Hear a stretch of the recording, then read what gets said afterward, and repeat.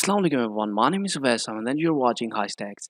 In the previous video, we learned about the types of components, class components and the functional components, but in this video, we're going to talk about the states. We're going to learn what are states and how to use them in your React app. In React.js, states are built in React object that is used to contain the data or information about the component. A component state can change over the time. Whenever it changes the component, it re-renders. The state can change due to multiple reasons, due to user actions or system-generated events. Let us understand the state by a simple example. Let's suppose we have a component and inside the component we have output bulb and the state switch. Whenever we change the state of the switch, it changes the output. The bulb is either on or off. Whenever we turn on the switch, the bulb will be on. And whenever we turn off the switch, the bulb will be off. So there is a relationship between the state and the output, between the state and the JSX code. That's why we need to re-render the code to display the latest output.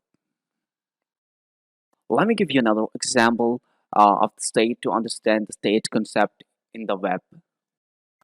You might have noticed whenever you are browsing a website on your mobile phone, there is a hamburger icon for the menu.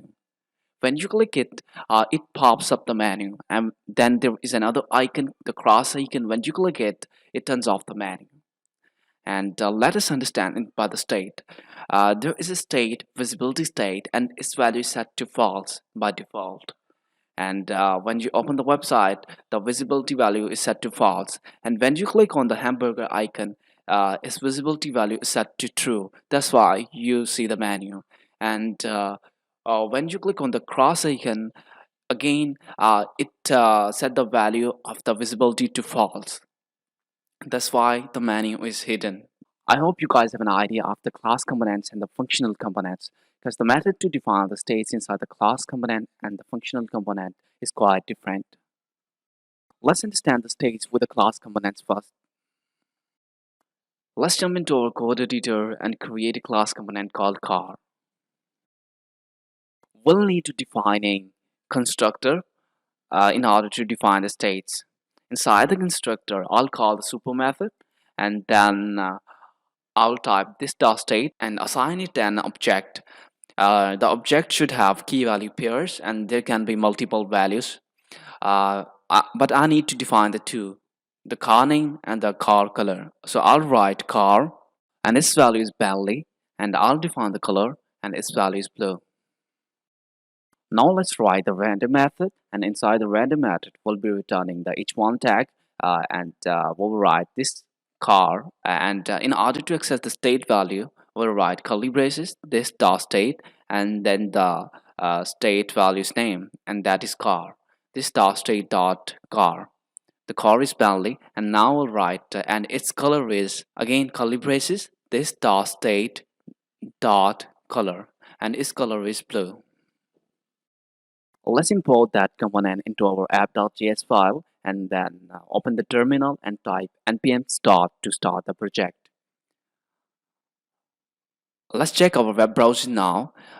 We can see that it is printing the values, but I think it's not enough to understand the state. As I mentioned that the state can change due to multiple reasons. The user actions that user performs from the front end or the system generated events. Let us understand by the user's actions.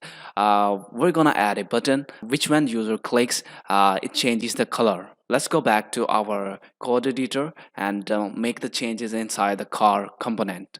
Inside the car, after the h1 tag, we will write button, but before that we'll need to add the React fragments in order to make it work. So I would write the h1 tag inside the React fragment and add a button after the h1 tag. I'll write button, and the type is equal to button, and on click is equal to the event name. For now I'll leave it empty, and then I'll add the button text, that is change color to black. Let me tell you one thing, that in HTML we write the attributes in simple lowercases, but in React we write it in camel case.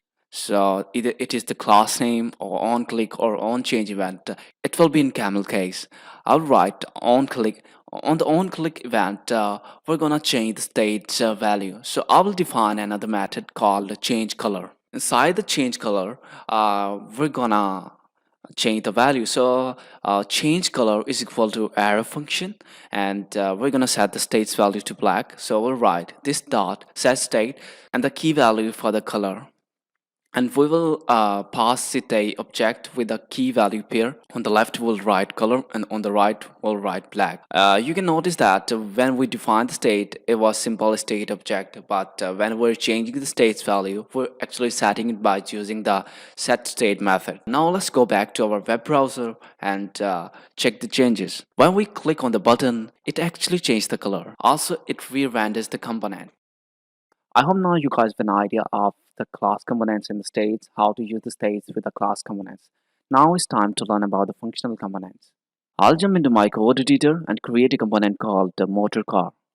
I'll tap RCF and select the first one. Our component should be created. Now let us define the states for our React component. I'll add two states, the first one for the car and second one for the color. The way to define the states inside the functional component is different. We'll write const and we'll destruct the use state. We'll write car, uh, comma, set car. Here the first parameter is the value, is the state variable that we'll be using in our JSX to render the data. The set car is a function that will update the car value, and then we'll write use state, and inside the use state you can pass the data or value that you want to set. Then I'll define another state variable called color. I'll write const destruct color comma set color is equal to use state and the default color. Inside the car will pass penalty, while in the color we will pass blue. So inside the return I'll write a div and add an h1 tag writing the car is curly braces, and now we can access the car by typing the car word, and the color is curly braces color, full stop. I'll open the app.js file and import the motor car component. Now let's go back to our web browser and see. You can see it's working fine.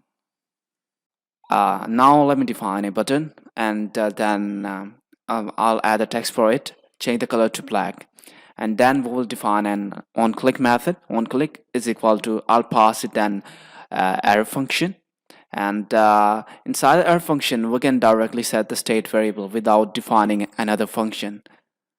I'll set color, and its value should be black. Now let's go back to our web browser. It is actually outputting the data, but let me click on the button and we can see that the state's value is changing. You might have a question, what are the possible values for the states? Like we created a state in the functional component and we just gave it a simple value. But remember, we can pass it an array, an object, or anything you want. So there are no limitations. You can use the state as per your requirements.